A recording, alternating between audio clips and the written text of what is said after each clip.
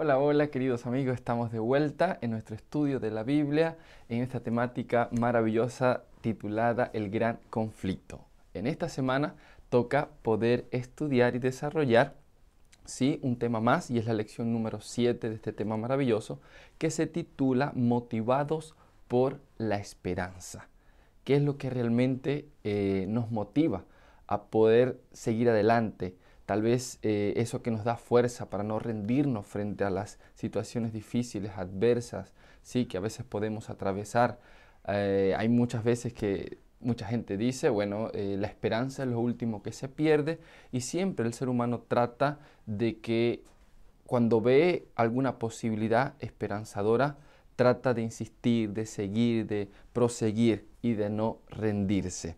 Bueno, la esperanza es algo de lo que vamos a hablar en esta semana y como ya dije, el título de la lección número 7 es Motivados por la esperanza. ¿Qué esperanza es ella? Bueno, el libro de Isaías capítulo 25:9 registra el texto bíblico base del estudio de esta semana y dice así: se dirá en aquel día: "He aquí, este es nuestro Dios, lo hemos esperado y Él nos salvará. Este es Jehová, a quien hemos esperado. Nos gozaremos y nos alegraremos en su salvación". Si hay algo que espera el cristianismo, es la manifestación gloriosa de nuestro Señor Jesucristo por segunda vez. La segunda venida es esta esperanza que finalmente en los cristianos o en el cristianismo a lo largo de toda la historia ha generado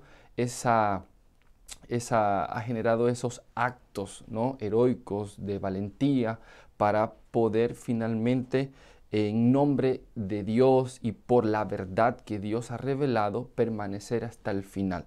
El ser humano espera, el cristianismo de forma general espera esta manifestación gloriosa. ¿Qué implica la segunda venida? La lección de esta semana nos propone ver y analizar un poco acerca de esta creencia maravillosa que el cristianismo abraza y tiene. También vamos a ver que después de lo que hemos estudiado la semana pasada, de la Revolución Francesa, cómo también se levantó un movimiento, ¿sí? Y es el movimiento millerista que finalmente impulsó esta creencia de la segunda venida de Cristo. Y es algo interesante porque, claro, esto implica algunos asuntos que nosotros debemos de saber. Que Cristo venga por segunda vez implica que nosotros podamos prepararnos, estar listos para que finalmente podamos, en este caso, dejar que este día sea un día de alegría, ¿sí? Porque estamos listos, o de lo contrario será un día de perdición, un día de tristeza, y eso también sucederá, porque nuestro Dios viene y viene para salvarnos, para librarnos. Entonces, es parte del estudio de esta lección número 7. Antes de poder desarrollar cada uno de estos puntos, quisiera que pudiéramos orar, pudiéramos pedir la dirección de nuestro Dios y una vez más nos guía a la comprensión de su palabra. Acompáñame ahí donde estás. Cariñoso Padre, gracias, oh Dios, por tu palabra. Gracias, Señor, porque una vez más nos tienes aquí, Señor, delante de ti, delante de tu presencia, con el ánimo, con el deseo de poder saber un poco más, Señor, de las promesas que tú tienes para con cada uno de nosotros. Permítenos conocerte un poco más, Señor. Bendice a cada uno de tus hijos que se conecta, que son parte del estudio de este video, que tú los puedas ayudar, que tu misericordia los pueda abrazar en la circunstancia, situación. El tema que vamos a desarrollar pueda ser de bendición y de esperanza también para con ellos. Acompáñanos, oh Dios, en Cristo Jesús. Amén. Bien, queridos amigos, son 3 puntos los que vamos a ver, ¿sí? Es un comentario de esta lección número 7, ¿ya? Y el primer punto es la segunda venida de Cristo como creencia. En segundo lugar, vamos a ver este movimiento millerista y finalmente lo que el movimiento millerista, juntamente con otros más, pudieron estudiar, pudieron profundizar y ver y analizar la profecía más larga de la Biblia, que son las 2300 tardes y mañanas, y con eso vamos a terminar. El primer punto es la segunda venida de Cristo. ¿Qué has escuchado de la segunda venida de Cristo? Bueno, si tú lees el libro de Isaías capítulo 35, versículo 4, tú te vas a dar cuenta de algo que este día Mira lo que dice 35:4.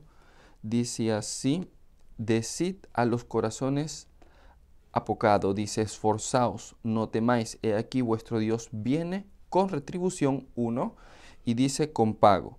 Dios mismo vendrá y os salvará. La segunda venida de Cristo implica retribución, pago y también implica salvación.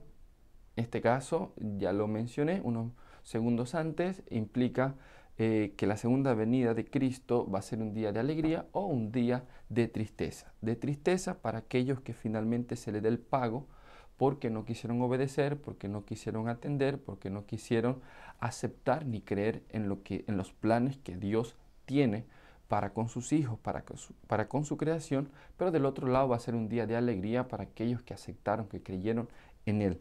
Segundo lugar, mira lo que dice el libro de Lucas, capítulo 21, ¿sí? Versículo 27. Mira lo que dice el libro de Lucas, capítulo 21, versículo 27. Libro de Lucas, capítulo 21, versículo 27. Dice así: entonces verán al Hijo del Hombre que vendrá en una nube con poder y gran gloria. ¿Quién habló esto? Lo habló Jesús. Jesús profetizó la segunda venida de Cristo. No solamente Jesús cuando estuvo en esta tierra y Él en su primer advenimiento profetizó su segundo regreso, sino que también Jesús cuando se fue, los ángeles le comunicaron a los discípulos que Jesús vendría por segunda vez. Mira lo que dice el libro de Hechos, capítulo 1, versículo 11. Libro de Hechos, capítulo 1, versículo 11. Dice así: los cuales le dijeron, el versículo 10, estando ellos con los ojos puestos en el cielo, entre tanto que él se iba, se pusieron junto a ellos dos varones con vestiduras blancas, los cuales le dijeron, Galileos, ¿por qué estáis mirando al cielo? Este mismo Jesús que ha sido tomado de vosotros al cielo, así vendrá como lo habéis visto ir al cielo. Entonces los ángeles le comunicaron a los discípulos que Jesús cuando ascendió de la misma manera iba a descender, en este caso vendría por segunda vez. Entonces se le fue comunicado a los discípulos por los ángeles. En tercer lugar, Pablo en el libro de Hebreos capítulo 9 versículo 28, vamos a buscar el libro de Hebreos, tú te vas a dar cuenta que también era algo que Pablo tenía muy en cuenta.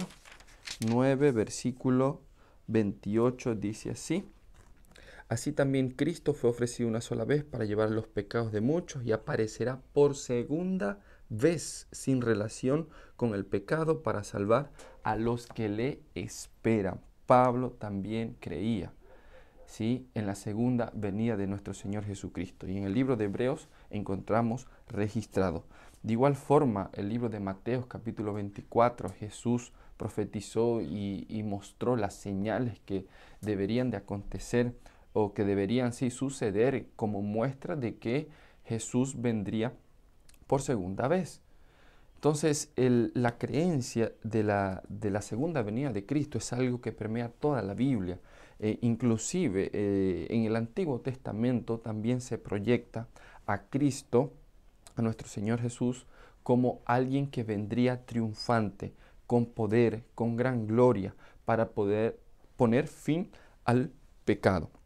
La pregunta es, más allá de esta creencia, que yo creo que vamos a decirlo así, de forma general para el cristianismo, es algo que abraza de forma muy especial, en lo cual, vamos a decirlo así, no hay mucha disputa ni duda en relación a ello. De hecho, por muchos años se ha predicado, ¿no?, que Cristo viene por segunda vez.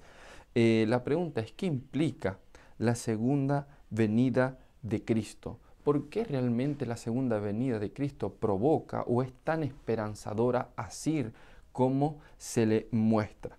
Mira, el libro de Marcos capítulo 13, versículo 26 y en el versículo 27.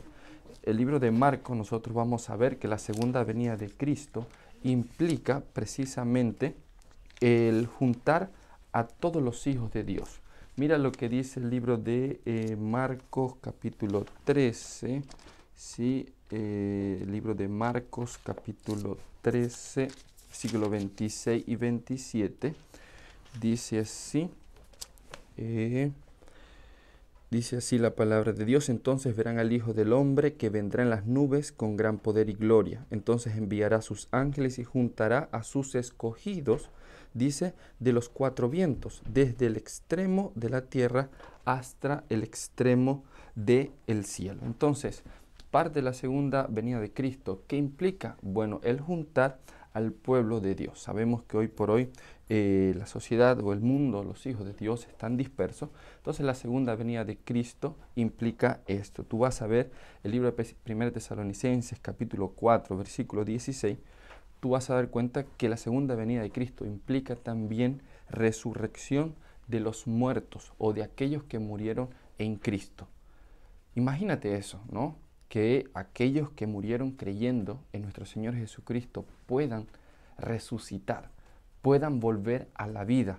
Bueno, eso el libro de 1 Tesalonicenses 4:16 lo muestra.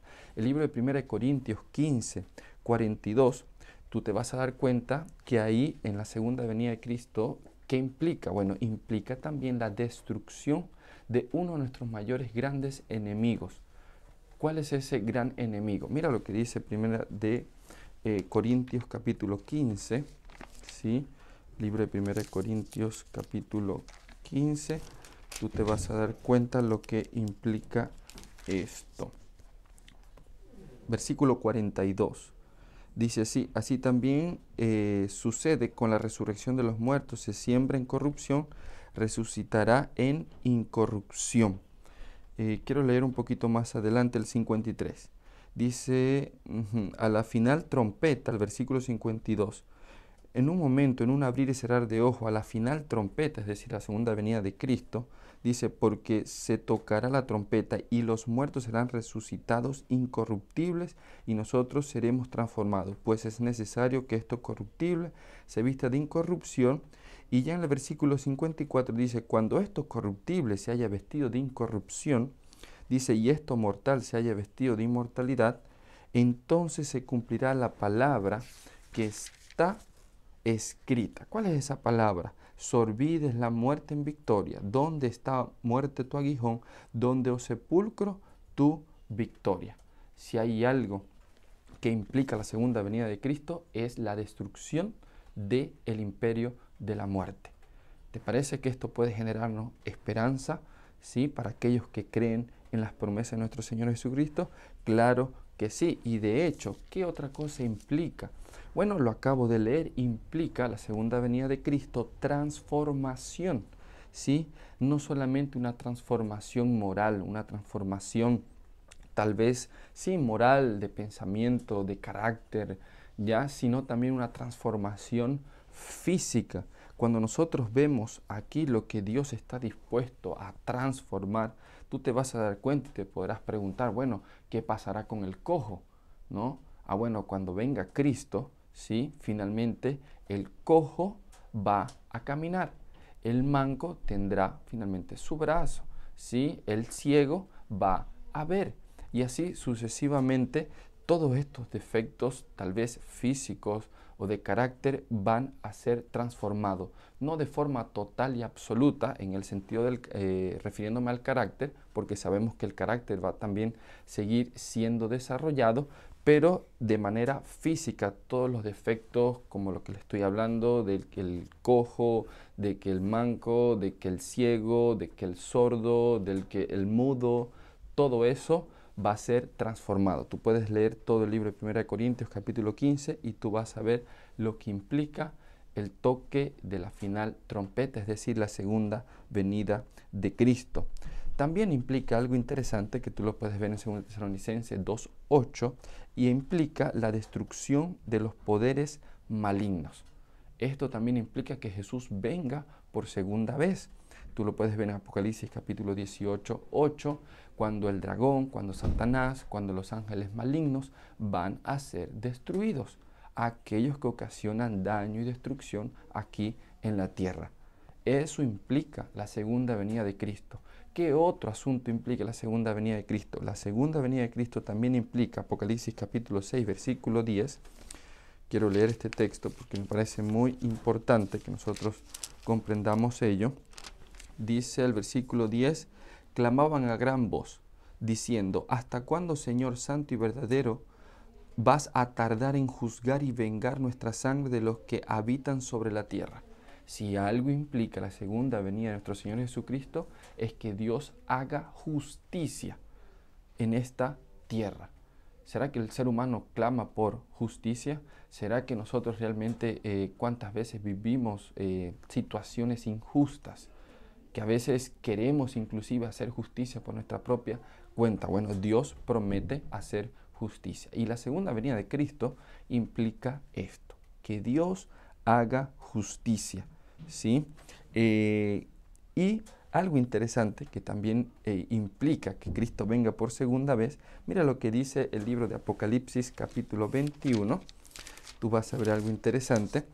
Y hay dos cosas que también implica básicamente que Cristo venga por segunda vez. El versículo 1 dice, entonces vi un cielo nuevo y una tierra nueva, porque el primer cielo y la primera tierra habían pasado y el mar ya no existía más. La transformación no solamente será humanitaria, o sea, me refiero a los seres humanos, sino que también se refiere a la transformación, a lo que va a haber de nuevo, a la tierra y al cielo. Eso implica que Cristo venga por segunda vez. Habrá un cielo nuevo y habrá una tierra nueva. Y una de las cosas más importantes que yo creo que a mí me emociona mucho es lo que dice el versículo 3. Mira lo que dice, y oí una gran voz del cielo que decía, el tabernáculo de Dios está ahora con los hombres, Él morará con ellos, ellos serán su pueblo y Dios mismo estará con ellos como su Dios. Si algo implica la segunda venida de Cristo, es que nosotros, más allá de un mundo donde no exista el llanto, el dolor, el sufrimiento, es que viviremos con nuestro Dios por la eternidad, de forma presencial, ya no distante. ¿Saben lo que es eso?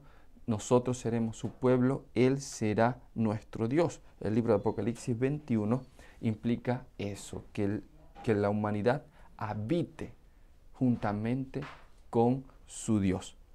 ¿Será que realmente la segunda venida puede generar esperanza para con cada uno de nosotros? Yo creo que sin lugar a duda lo es. Mira todo esto, todas estas implicancias que tiene la segunda venida de Cristo. No es simplemente decir que Cristo viene por segunda vez, es todo lo que ello implica. Es por eso que cuando nosotros hablamos de la segunda venida de Cristo, hay algunos asuntos o elementos, ¿sí?, o matices de esta creencia que nosotros debemos de tener bien en claro, porque ahí donde tal vez pueda haber algún engaño, alguna tergiversación, algún mal entendido, y la Biblia es clara en relación a esta creencia que genera una de las mayores esperanzas, ¿sí?, para el cristiano. Mira lo que hay que nosotros poder prestar atención, y es en primer lugar, la manera como Cristo viene por segunda vez. ¿Cuál es esa manera? El libro de Hechos, capítulo 1, versículo 11, ya yo lo leí, lo quiero volver a leer, nos va a mostrar a nosotros cómo viene nuestro Señor Jesucristo. ¿Cómo viene nuestro Señor Jesucristo? El libro de Hechos, capítulo 1, el versículo 11, dice así, ¿por qué estáis mirando al cielo? Este mismo Jesús que ha sido tomado de vosotros al cielo, así vendrá como lo habéis visto ir. ¿Cómo viene Jesús por segunda vez? Bueno, si hay algo que nosotros debemos de entender es que Jesús viene de forma personal y de forma literal, así como lo muestra el libro de Hechos, capítulo 1, versículo 11. Segundo lugar, mira lo que dice el libro de Mateo, capítulo 24, versículo 31. Libro de Mateo, capítulo 24, Mateo 24, versículo 31. Dice así la palabra de Dios. Enviará a sus ángeles con gran voz de trompeta y juntará a sus escogidos de los cuatro vientos, desde un extremo hasta el otro extremo, ¿sí? Entonces, si algo nos puede, el versículo 30 dice, entonces aparecerá la señal del Hijo del Hombre en el cielo, y todas las tribus de la tierra harán lamentación cuando venga el Hijo del Hombre. Cuando vean al Hijo del Hombre venir sobre las nubes del cielo con poder y gran gloria. ¿Qué nos enseña este texto? Otra manera de la que Jesús viene, y es que aparte de que Jesús viene de forma personal y literal, Jesús viene de forma visible y de forma audible. No solamente viene de forma visible, de forma audible, viene de forma gloriosa y viene de forma triunfante, con gran poder y con gran gloria. Entonces aparecerá la señal del Hijo del Hombre en el cielo, y todas las tribus de la tierra harán lamentación cuando vean al Hijo del Hombre. De hecho, 1 Tesalonicenses dice que todo ojo le verá. Entonces, por último, hay algo interesante que nosotros debemos de entender también, la manera como Jesús viene por segunda vez, que debe llamar nuestra atención, y está ahí en el versículo 42-44. Mira lo que dice el versículo 42-44. Velad pues, porque no sabéis a qué hora ha de venir nuestro Señor. Pero sabed esto, que si el padre de familia supiera a qué hora viene el ladrón, habría de venir, velará y no dejaría entrar en su casa. Por tanto, también vosotros estad preparados, porque el Hijo del Hombre vendrá a la hora que no penséis. Si hay una manera de que Jesús viene de forma repentina, ¿está bien? No hay una hora, no hay una fecha. Y va a venir así, como ladrón en la noche, de forma sorpresiva, de forma repentina y también de forma clísmica. ¿Qué significa eso? Mira lo que dice el libro de Mateo 13, versículo 40. Mateo capítulo 13, versículo 40. Vamos a leer aquí, a ver. Mateo capítulo 13, versículo 40. Dice, de manera que así como se arranca la cizaña y se quema el fuego, así será en el fin de este mundo. Enviará el Hijo del Hombre a sus ángeles y recogerán de su reino a todos los que sirven de tropiezo y a los que hacen maldad, y los echará en el horno de fuego. Allí será el lloro y el crujir de dientes. Entonces los justos resplandecerán como el sol en el reino de su Padre. El que tiene oído, oiga. Entonces, si hay una manera que viene nuestro Señor Jesucristo, es también de forma clísmica, ¿sí? En este caso, como la que yo vimos algunos minutos antes, será de forma, sí, retributiva, para poder dar pago a aquellos que tal vez finalmente no quisieron obedecer, no quisieron atender, no quisieron creer en los planes que Dios tenía para con su creación, para con sus hijos, para con la raza humana. Sin lugar a dudas, la Biblia es muy clara en relación a la creencia de la segunda venida de Cristo y el cómo. Es por eso que nosotros debemos prestar atención y no dejarnos engañar por ello. Es por eso que cuando nosotros vemos a lo largo de toda la historia el desarrollo del cristianismo, de la iglesia, nosotros vamos a ver finalmente que después de la Revolución Francesa, ¿sí? Nosotros vamos a ver que el cristianismo o el protestantismo se arraigó en tierra de América, ¿está bien? Y ahí empezó a crecer. Entonces, de hecho, cuando nosotros, sí, un poco más adelante o en el tiempo más o menos de la Reforma, cuando empezó todo con Martín Lutero, nosotros vamos a ver que desde ese momento la creencia de la segunda venida de Cristo fue algo que empezó a poder investigarse, a poder ver, y que muchos también empezaron a poder proclamar. Por ejemplo, nosotros vamos a ver en la Reforma Radical, Menón Simos, desde el año 1496 hasta el año 1561, ¿sí? que nosotros vimos que hay en los Países Bajos, él fue uno de los que inició, en este caso, a proclamar la segunda venida de Cristo, o que el Salvador venía por segunda vez. Esto pasó juntamente con los menotitas, lo de confesión menotita, pasó con el luteranismo alemán, pasó con los pietistas, que empezaron a darle lugar a esta creencia, juntamente con el puritanismo, ¿ya? Y ahí es que finalmente llega lo que es la Revolución Francesa. Si hay algo que alimentó más el estudio de esta creencia, que generó más estas expectativas escatológicas, fue la Revolución Francesa.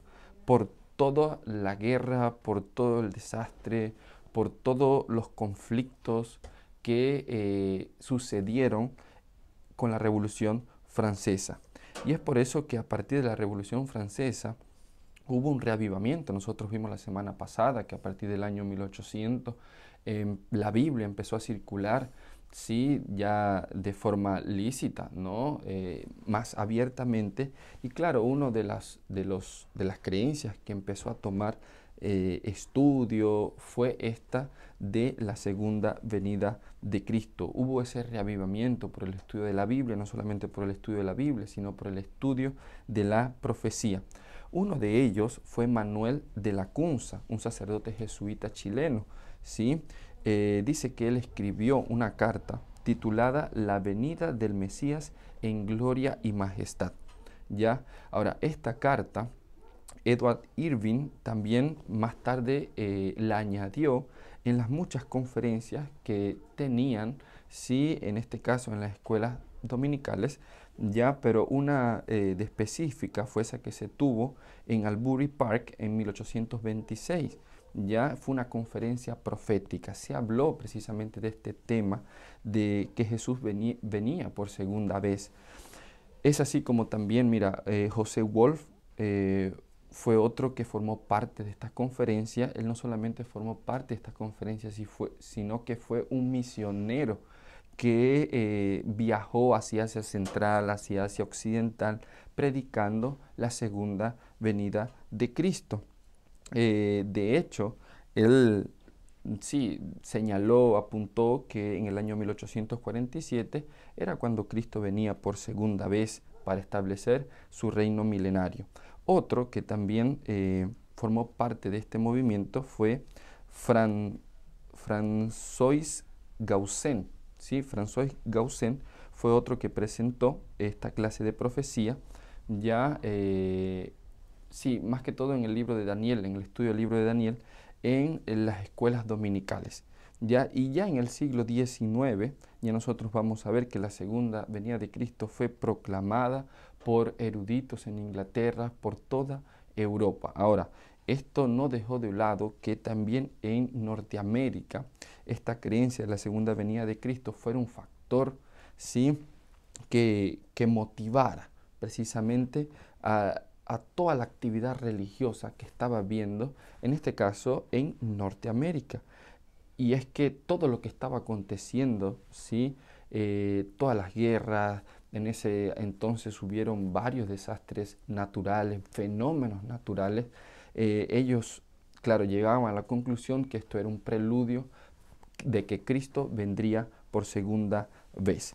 Entonces, uno de los movimientos más notables de esta creencia, de esta predicación, fue el movimiento millerista, ya guiado obviamente por Guillermo Miller a partir del año 1831. Guillermo Miller era alguien que trabajaba en el campo, pero fue alguien que empezó a estudiar la palabra de Dios, empezó a estudiar la profecía, ¿ya? Y es algo interesante las conclusiones que Guillermo Miller llegó, ¿no? En este caso por el estudio que se tenía de la palabra de Dios. Algo que le llamaba mucho la atención a Guillermo Miller fue precisamente las cronologías bíblicas, ¿sí? Las cronologías bíblicas.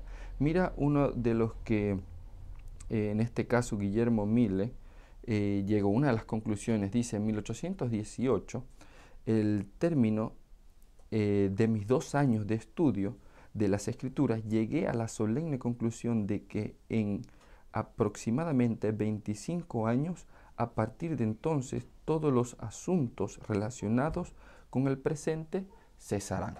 Es decir, que Cristo vendría por segunda vez.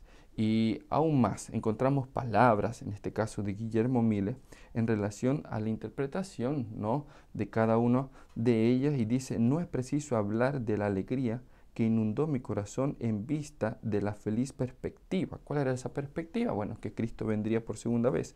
O de la ardiente ansiedad de mi alma por la participación de las alegrías de los redimidos. La Biblia era ahora un nuevo libro para mí.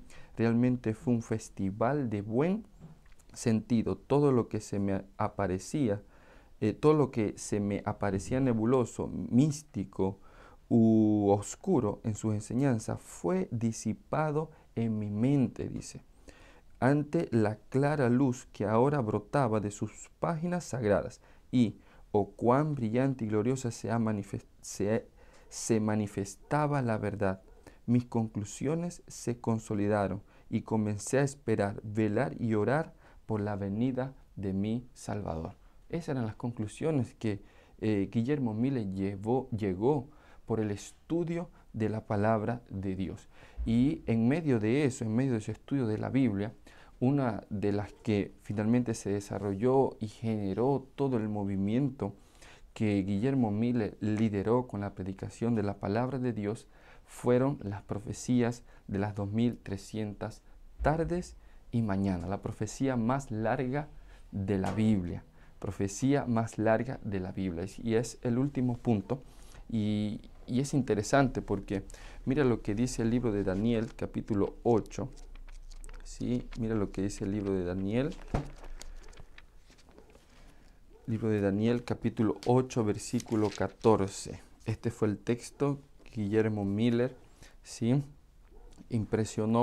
lo impresionó y realmente pudo desarrollar, y fue lo que generó este movimiento notable, ¿no?, en este siglo. Dice: y él dijo, hasta 2300 tardes y mañanas, luego el santuario será purificado.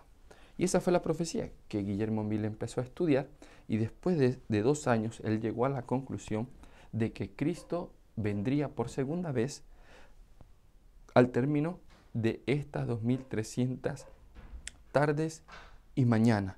Y él empezó a investigar, él empezó a ver. Y nosotros podemos notar, por ejemplo, esa es una visión que se le dio a Daniel, y ya en el versículo 26 dice: la visión de las tardes y mañanas que se ha referido es verdadera, y tú guarda la visión, porque es para muchos días. Es decir, a pesar de que en este caso se le había dado la visión, ¿sí?, de las 2300 tardes y mañanas, Daniel, que fue a quien se le dio la visión, no llegó a entender. Le dijo: guarda la visión, que esto es para muchos días. De hecho, el versículo 27 dice: yo, Daniel, quedé quebrantado y estuve enfermo algunos días. Cuando me levanté, atendí los negocios del rey, pero estaba espantado a causa de la visión y no la entendía. Si alguien había quedado mal por precisamente la visión que había tenido de estas 2300 tardes y mañanas, ¿quién era? Había sido Daniel. Y es por eso que ya en Daniel capítulo 9 nosotros vamos a encontrar, mira lo que dice Daniel capítulo 9 versículo 20: aún estaba hablando, orando y confesando mi pecado y el pecado de mi pueblo Israel, y derramaba mi ruego delante de Jehová mi Dios por el monte santo de mi Dios. Aún estaba hablando en oración cuando el varón Gabriel, a quien había visto en la visión al principio, volaba con presteza, vino a mí, y como a la hora del sacrificio de la tarde, me hizo entender y habló conmigo diciendo: Daniel, ahora he salido para darte, dice ahí, he salido para darte sabiduría y entendimiento. Al principio de tus ruegos fue dada la orden, y yo he venido para enseñártela, porque tú eres muy amado. Entiende pues la orden y entiende la visión. ¿Qué visión? ¿Qué visión Daniel no había entendido? Bueno, la del capítulo 8, aquella que se le había dado, pero que él no había entendido, y que el ángel finalmente había venido para explicársela. Y ahí empieza el versículo 24 a explicarle esta visión de las 2300 tardes y mañanas. Y en primer lugar, nosotros vamos a ver ahí, dice 70 semanas están determinadas sobre tu pueblo y sobre tu santa ciudad para terminar la prevaricación, poner fin al pecado y expiar la iniquidad, para traer la justicia perdurable, señalar la visión y la profecía y ungir el santo de los santos. Ahora, la pregunta es desde cuándo en tal caso Daniel debía de empezar a contar, o en este caso Guillermo, miles de años más tarde, cuando empezó a investigar, pudo ponerle la fecha de inicio a esta profecía. Bueno, el siguiente versículo cuando dice, sabe pues y entiende que desde la salida de la orden para restaurar y edificar a Jerusalén hasta el Mesías príncipe habrán 7 semanas y 62 semanas, y se volverá a edificar la plaza y el muro en tiempos, dice ahí, en tiempos angustiosos, ¿ya?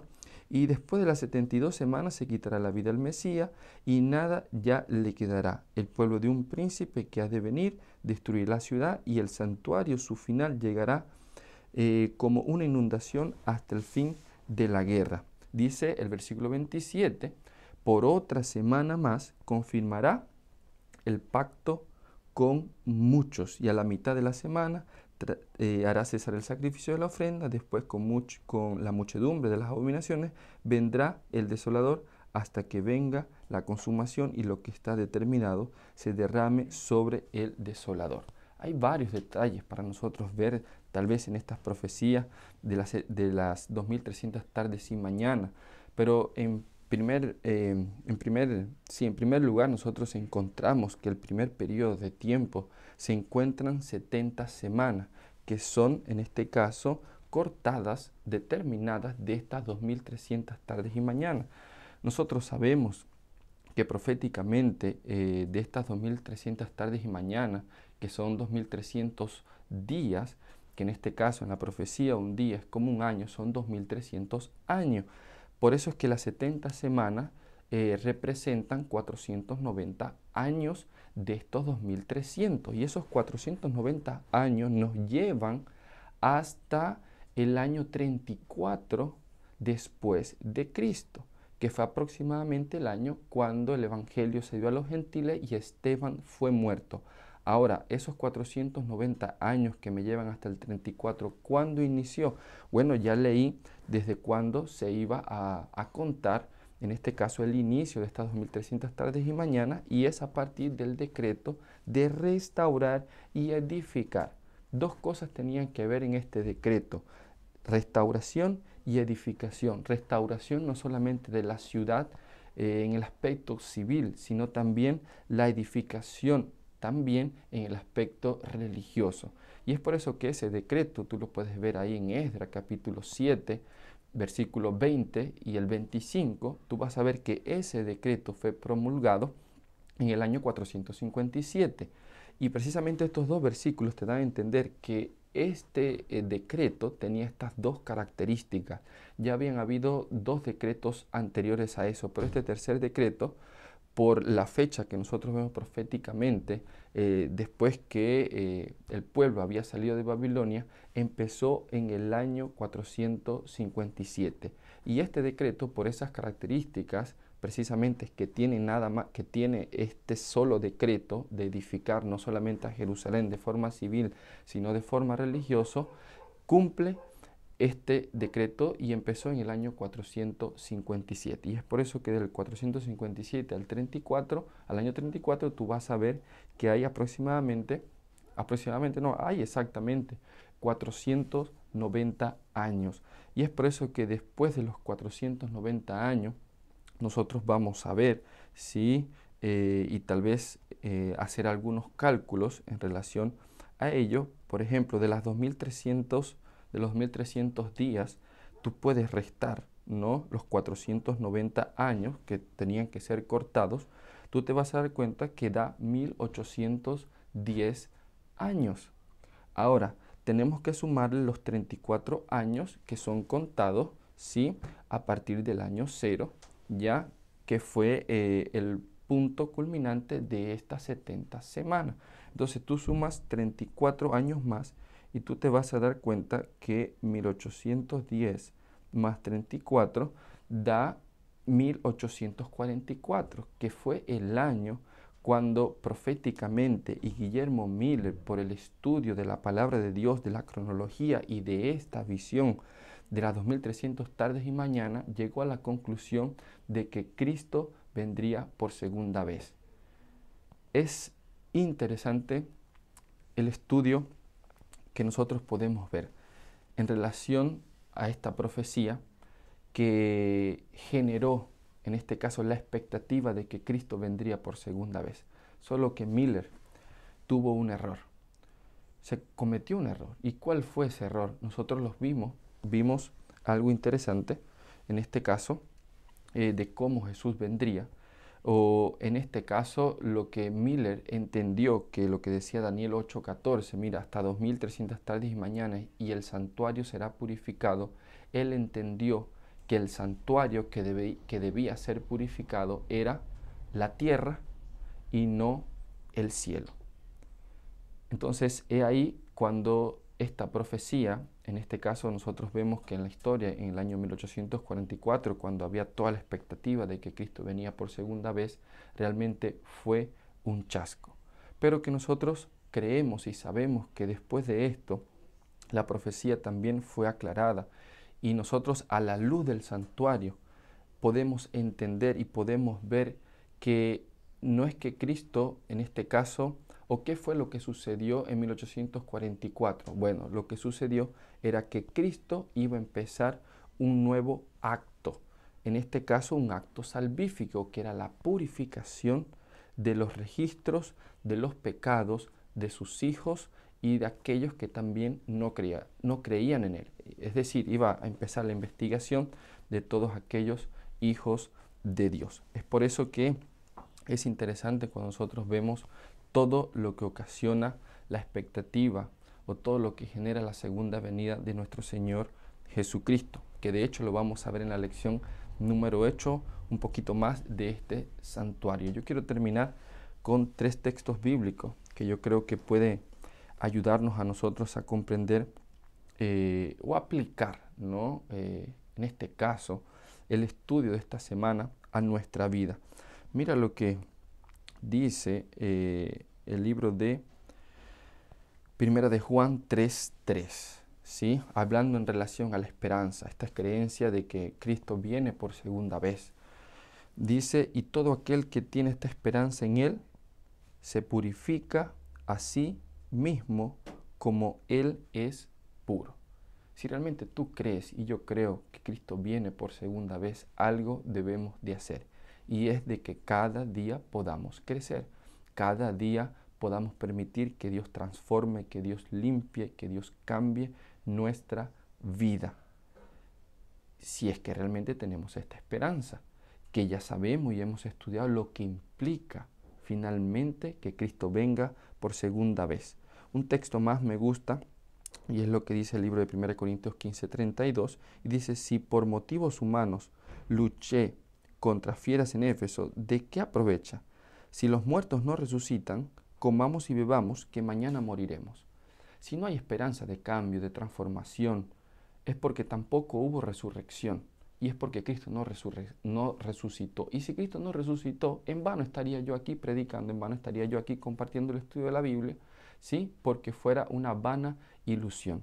Pero no ha sido así. Cristo ha resucitado. Y si Cristo ha resucitado, hay garantía de la transformación que se promete en base a la segunda venida de Cristo. Es por eso que nuestra actitud no puede ser, bueno, comamos y bebamos, que mañana vamos a morir, como que no importa, al final vamos a morir de alguna manera.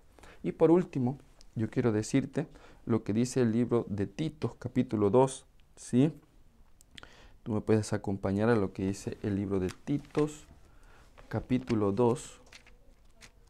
Mira lo que dice el libro de Tito, capítulo 2, que me parece realmente algo importante que nosotros podamos rescatar, ¿sí?